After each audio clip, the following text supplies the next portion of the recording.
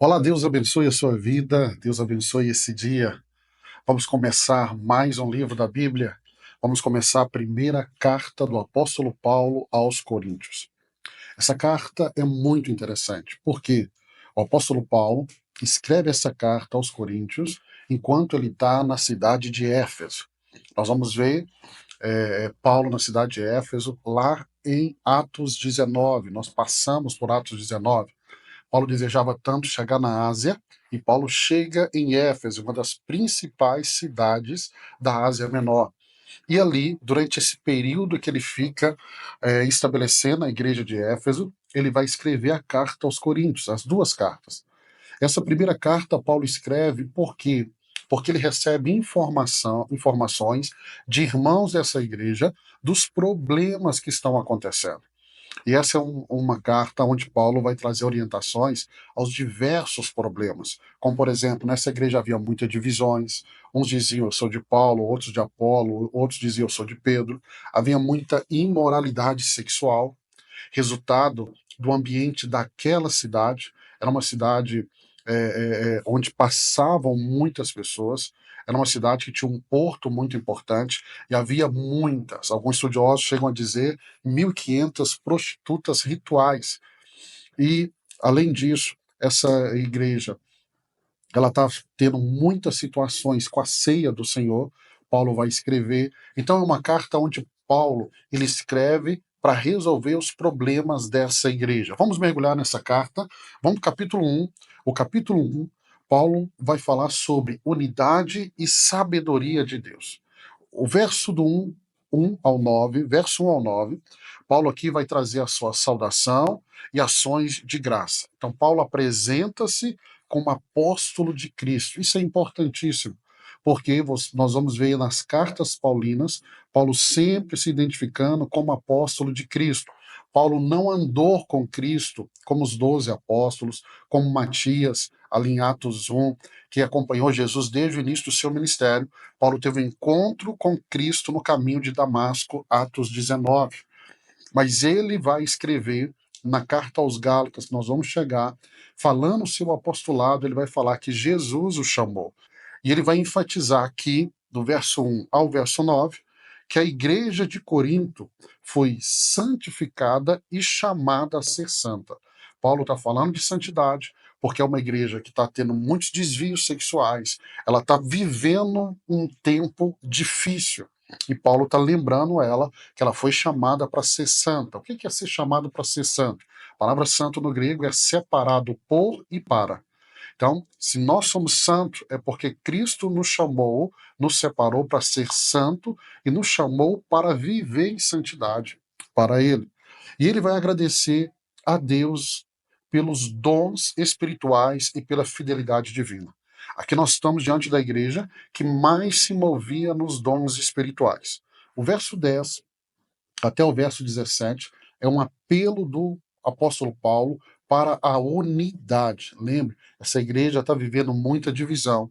E aí Paulo vai exortar os coríntios a evitar as divisões. E ele vai condenar o partidarismo, que era tão forte naquela igreja. Partidarismo baseado em líderes. Uns diziam que era de Paulo, outros diziam que era de Apolo, outros diziam que era de Pedro, e tem aqueles que diziam que eram de Cristo. Então ele está escrevendo para combater, né, essa divisão, e ele faz um apelo à unidade. Verso 18 até o verso 25, Paulo vai escrever e falar sobre a sabedoria de Deus e a loucura da cruz. Esse texto é muito interessante porque Paulo apresenta a mensagem da cruz como loucura. Loucura. Loucura para os que perecem, mas poder de Deus para os que creem.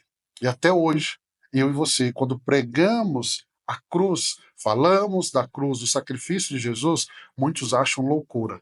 Mas uma vez que o Espírito Santo te convenceu, você nasceu de novo, você olha para a mensagem da cruz e você vê que ela é poder de Deus para todos aqueles que creem.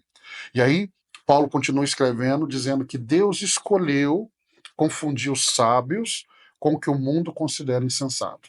Então Deus chamou as coisas pequenas para confundir as grandes, as que não são para aquelas que acham que são, aquelas que acham que não têm sabedoria nenhuma, ele chamou para confundir aquelas que acham que são sábios. Então você percebe que a maneira de Deus agir, a maneira de Deus escolher quem vai andar com ele, quem vai ser usado por ele, não é o padrão do mundo. Verso 26 até o verso 31, e aí nós terminamos o primeiro capítulo. Paulo fala sobre a eleição divina. E aí ele vai falar: Deus escolheu os fracos e desprezados para envergonhar os fortes. O que nós estamos vendo aqui? É Paulo já demonstrando que a salvação ela é pela graça. Ou seja, não há mérito humano. Toda a glória pertence a Deus. Então, o que Paulo está nos ensinando aqui é a graça de Deus, a graça, esse favor imerecido. Por que ele me chamou? Não é porque eu sou forte. Pelo contrário, ele chamou os fracos. Para que ninguém possa se vangloriar. Para que ninguém possa bater no peito e dizer, eu sou. Não, nós não somos. Como Paulo diz, sim, nós somos. Miserável homem que somos. Dependemos da graça, dependemos da misericórdia do Senhor sobre a nossa vida. O verso 18, para mim, é um texto-chave que diz assim: certamente, a palavra da cruz é loucura para os que se perdem, mas para nós, que somos salvos, é o poder de Deus. Por isso nós não podemos ter, de maneira nenhuma, vergonha da mensagem da cruz. Nós devemos proclamá-la e vamos proclamá-la até que Cristo volte. Vamos para o capítulo 2. Capítulo 2 dessa primeira carta aos Coríntios, verso 1 ao 5. Aqui Paulo vai falar sobre a sabedoria do Espírito Santo. Do verso 1 ao verso 5, Paulo vai falar sobre Cristo crucificado. É a pregação de Paulo, Cristo crucificado. Então Paulo explica que a sua pregação não foi em palavras eloquentes. Não, não foi isso. Mas a mensagem que ele pregou foi acompanhada de demonstração do poder do Espírito. E isso aconteceu para que a fé dos coríntios, desses irmãos, fosse baseada no poder de Deus e não na sabedoria humana.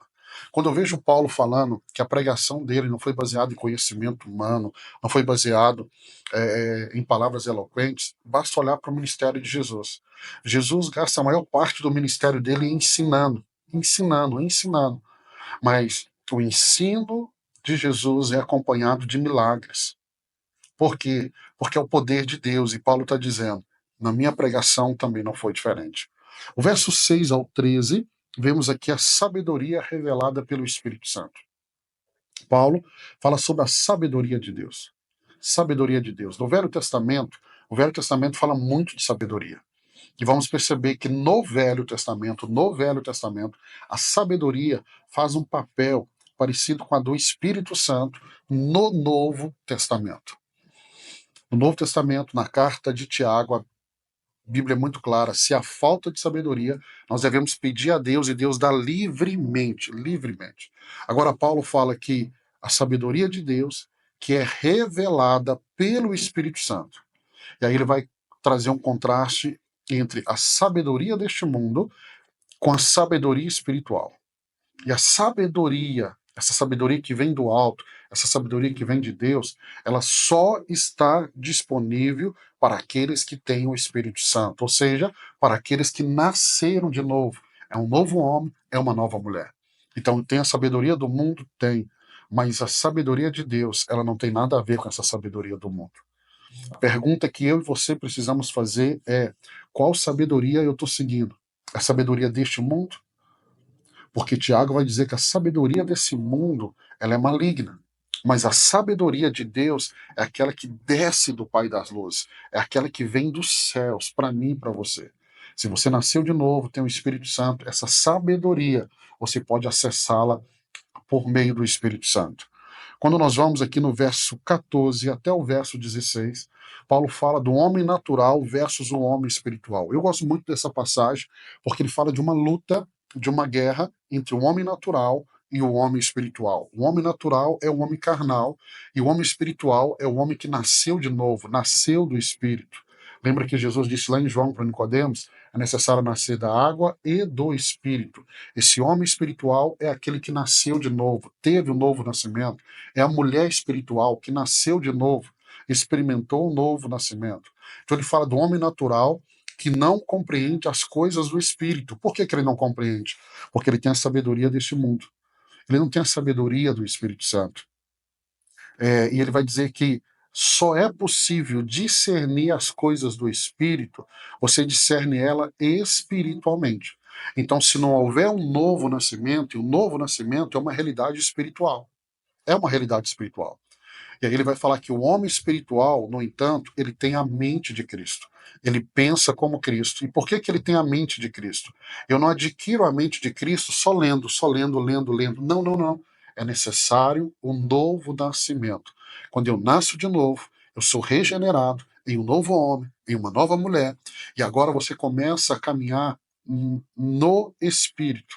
Uma caminhada no Espírito. Sua mente é renovada, você começa a ter a mente de Cristo.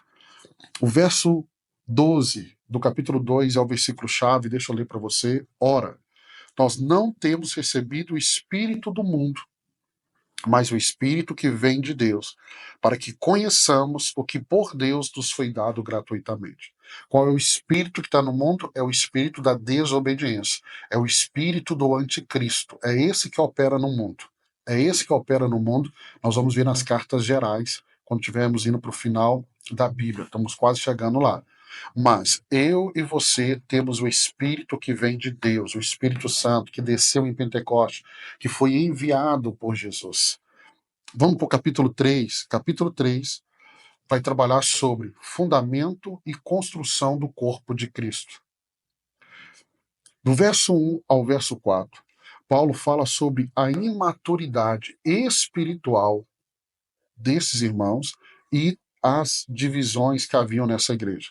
Paulo vai repreender, vai chamar a atenção dos coríntios por sua imaturidade espiritual. Qual é o propósito de Deus? A teologia paulina deixa isso muito claro. Quando eu nasço de novo, quando eu nasci de novo, eu começo agora um processo na caminhada cristã, que aí entra discipulado, comunhão, a igreja, as práticas espirituais, onde eu vou sendo aperfeiçoado. Não é desejo de Deus que você nasça de novo e permaneça um crente maturo. É desejo de Deus que você amadureça.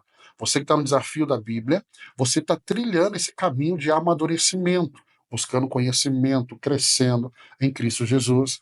Então ele fala aqui sobre a imaturidade espiritual evidenciada pelas divisões e ciúmes entre eles. Porque divisão e ciúmes não é atitude de um cristão maduro. Ou é atitude de um cristão imaturo, ou é atitude de um homem, de uma mulher que não nasceu de novo. E no caso desses irmãos, Paulo está dizendo: por que está tendo divisões?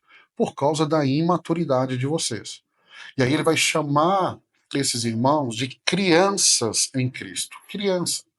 Então, eu vou nascer de novo, eu sou um bebê espiritual, mas eu preciso caminhar na igreja, no corpo, para que eu possa amadurecer e deixar as coisas de criança. Quando eu era criança, falava como criança, pensava como criança, mas quando eu cresci, eu deixei as coisas de criança.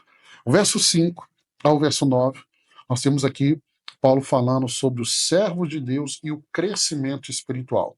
Ele fala aqui usando a metáfora do plantio para explicar que líderes como ele, Apolo, são apenas servos. Então Paulo vai dizer: eu plantei, Apolo regou, mas o crescimento vem de Deus. Aqui eu te ensino algo poderoso na caminhada cristã.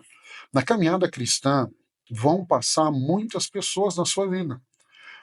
E essa igreja não entendeu. Paulo passou, abriu essa igreja, fundou essa igreja, veio Apolo, veio outros irmãos. A sua caminhada cristã também vai ser assim.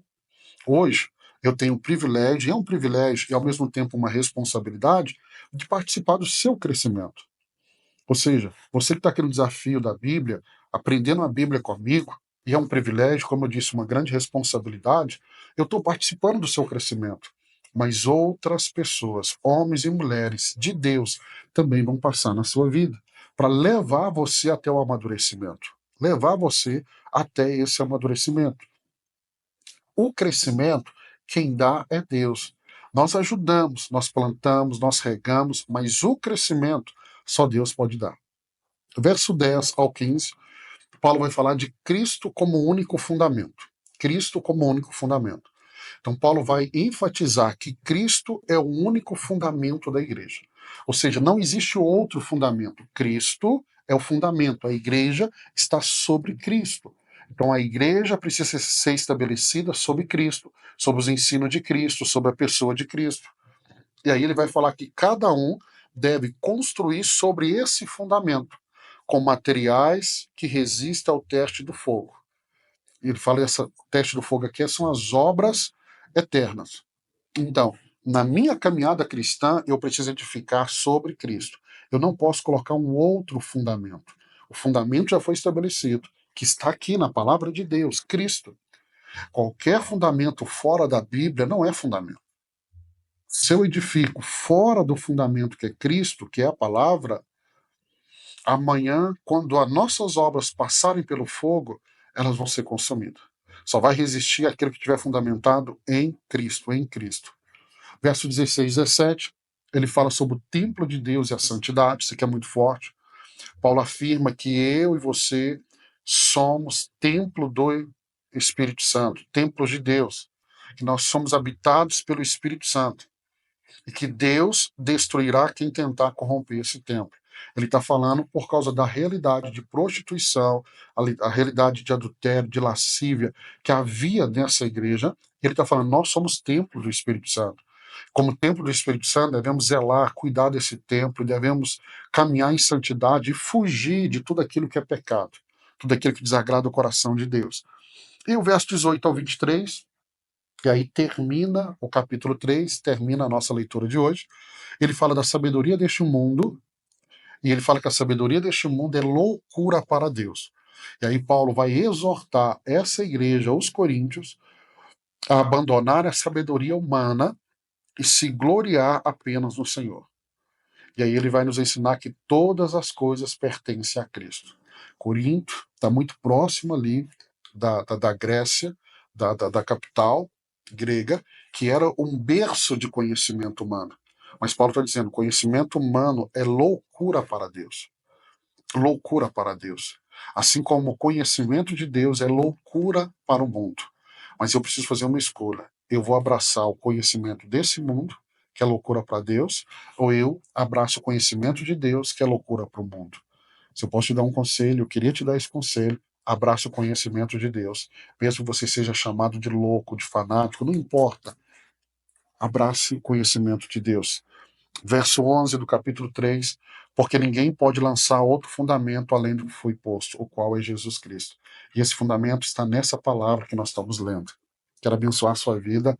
Parabéns, começamos mais um livro da Bíblia. Amanhã, se Deus permitir, eu vou te encontrar aqui para que possamos ler mais 3 capítulos da Bíblia. Deus te abençoe.